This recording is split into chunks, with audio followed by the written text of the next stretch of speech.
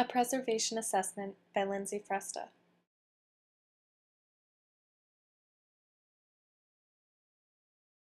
Friends Academy is an independent nonprofit day school serving boys and girls from preschool through grade 8. The school was founded by Quakers in 1810 and was first located on County Street and then on Morgan Street in New Bedford, Massachusetts. Although the school no longer offers Quaker education, it has retained its strong tradition of commitment to the importance of the individual child, a value that continues to be a central part of the Friends ethic. In 1949, the school moved from New Bedford to its present location in an old estate Tudor building on a 65-acre campus in North Dartmouth, Massachusetts. I was first introduced to the cage, as they call it, last year when I was teaching at the school. I was looking for an extra chair for a classroom activity, and I was told I could find essentially anything I could imagine in the attic. So I took the perilous journey up the creaky stairs to the third floor and was completely overwhelmed at the assortment of items in the dark and damp space. The cage is a wired-off section of the attic where the development office stores various items ranging from graduation decorations, alumni directories, and a collection of past yearly gifts including blankets, scarves, hats, and ties. In addition to these active items, the cage is also filled with 200 years of the school's history, including the original charter signed in 1810, photograph slides, negatives, diplomas, Civil War documents signed by Andrew Johnson and Rutherford B. Hayes, baseball signed by Jackie Robinson, Ted Williams, and Joe and Don DiMaggio, school directories, scrapbooks, textbooks, and so much more, all dating back to the inception of the school. These items contain priceless value to the school as they document its evolution from a small Quaker school to the prestigious institution that it has emerged into today. The previously mentioned items are quite literally just strewn about the cage in no particular order and in no protective storage.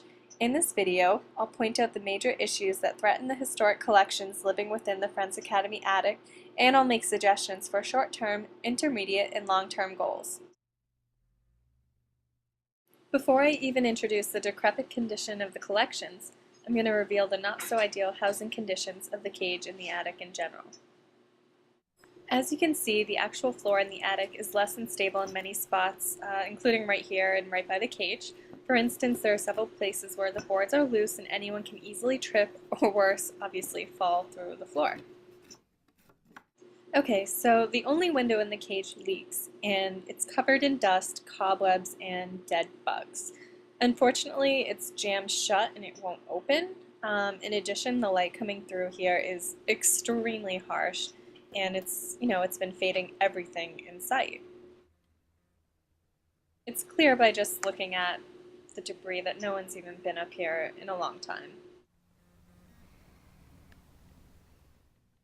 This coffee cup has been sitting on the ground for God knows how long, but just to give you an idea, if you look inside you can see lots of mold flourishing and it has a terrible smell. It's really gross, but it's stuff like this that will attract pests such as mice and bugs. Here we definitely start to see evidence of mice.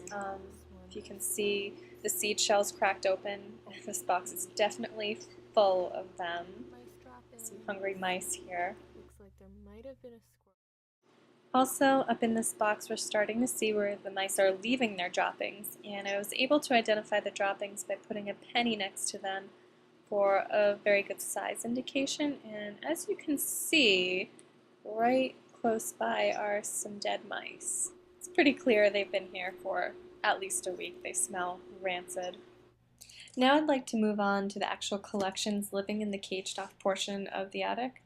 None of the items up here have ever been cataloged, so it's really difficult to grasp exactly what we're dealing with, but I've spent some time just manually opening boxes and seeing what kind of items are here and what kind of shape they're in. In the attic, there are boxes and boxes of slides from several decades. They appear to be in decent condition, but if left in the attic, it's inevitable that they'll deteriorate. In addition, there are thousands of photographs and accompanying negatives that are just lying around in cramped crates, boxes with heavy items crushing them, and even just lying on the floor. Some photos are framed and one might think this is properly protecting them. However, because of the frequent temperature and humidity changes in the attic, it could be a real challenge to remove the photos from their frames. There are several ephemeral items such as trophies and plaques from the 40s and 50s that don't have any storage and just collect dust. 1954 undefeated, signed. The Friends Academy attic houses several newspapers that are in poor condition. Newspapers are printed on cheap paper and are highly acidic. Several of the newspapers I came across had already transferred its acids to other local documents. As you can see, items that are out in the open and exposed near the window have a lot of water damage in addition to fading or bleaching. The lack of a window shade permits harmful UV rays into the attic, and these rays have a bleaching effect on the collections. Because the window isn't properly sealed, it often leaks when it rains, and in turn any nearby items will suffer from water damage. As you can see, this framed item here suffered extensive water damage and is in danger of harvesting harmful mold. There are several scrapbook collections in the attic that have been donated over the years by alumni. Scrapbooks are like treasure to researchers because they illustrate personal lives in a very intimate manner, almost like a diary would. Scrapbooks, however, are an archivist's worst nightmare because they're usually cheaply constructed with poor quality paper and contain various medias within, making them extremely hard to conserve. The first time I ever ventured into the cage, I found a stack of unframed documents on the floor right near the window, the worst possible place for paper. I started sifting through them and was absolutely horrified when I realized what they were. Well, in that stack of paper wasting away on the floor by the window happened to be an original written copy of the school's charter signed 1812, captain's papers from the Civil War signed by President Andrew Johnson, and follow-up papers signed a few years later by President Rutherford B. Hayes. Considering their neglect, the documents are in fair shape and are legible. They are great candidates for professional conservation if the school can secure funding in the future.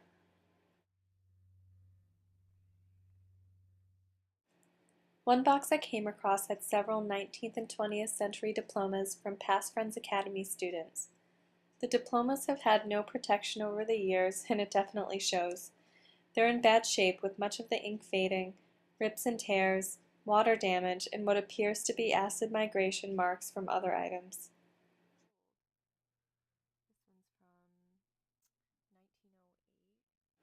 While sifting through the cage, I came across a box of very old textbooks, most of them dating back to the early 1800s.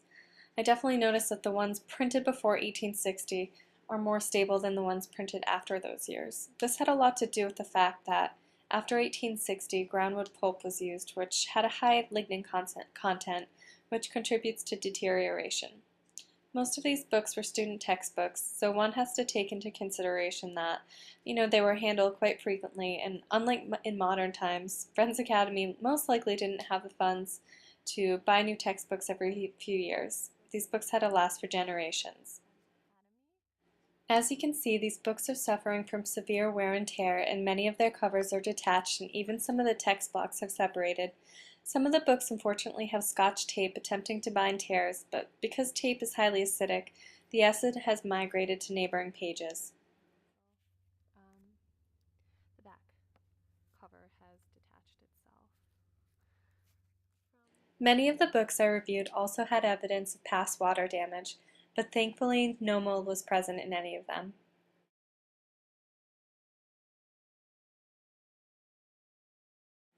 Short-term goals. There are many steps that can be taken immediately to help the preservation nightmare that is the Friends Academy attic. First things first, set in motion plans to secure an environmentally stable space to set up a permanent school archive. The attic definitely doesn't cut it. Number 2, enforce a strict no food or drink policy. This will help eliminate pests and will help protect the collections from further contamination. 3, install traps for pests.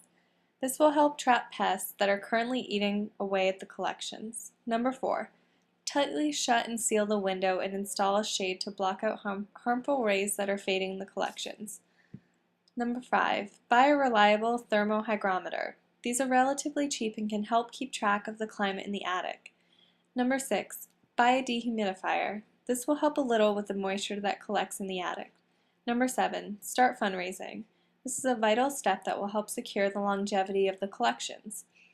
Number 8, get the collections off the floor. As you have probably noticed from the video, nearly all of the boxes are sitting on the floor, which often gets wet from the window that leaks.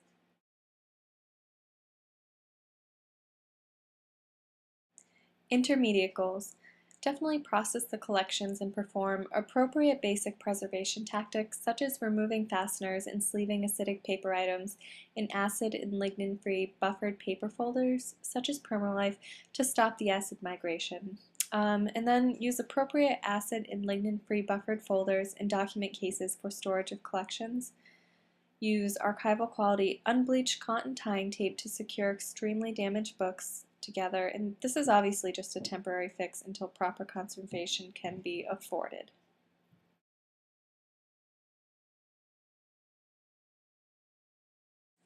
Looking at long-term goals, definitely number 1, to purchase an HVAC system. Once a space is set aside to develop a new and official Friends Academy archive, it really needs to be equipped with an HVAC system that is going to ensure a stable environment, unlike the attic now that has constant fluctuations in temperature and humidity, and it's collecting dust daily. Number 2, hire a part-time archivist. Friends Academy has a lot of history that needs to be looked after, at least part-time by a professional. It's going to take a lot of manpower to process 200 years of quote-unquote stuff.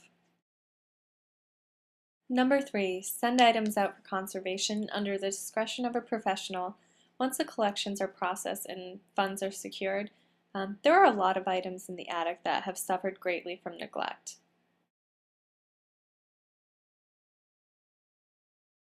Okay, so let's recap. Number 1, develop a focused mission statement and collecting policy. This is essential for any archive so that it doesn't just collect everything and anything, and also so it doesn't throw away vital records. Number 2, implement previously mentioned short-term goals. These goals can be very easily enforced and carried out within a matter of weeks, and they'll make a huge difference. Number 3, fundraise so that intermediate and long-term goals have funds to be implemented. Friends Academy is very fortunate to have a strong supporting of alumni that are very willing to donate to the school. I think that if they knew the conditions in which their school's history was being kept in, they'd be horrified and even angry. Alumni are definitely a great source of funding for the start of an archival program at Friends Academy.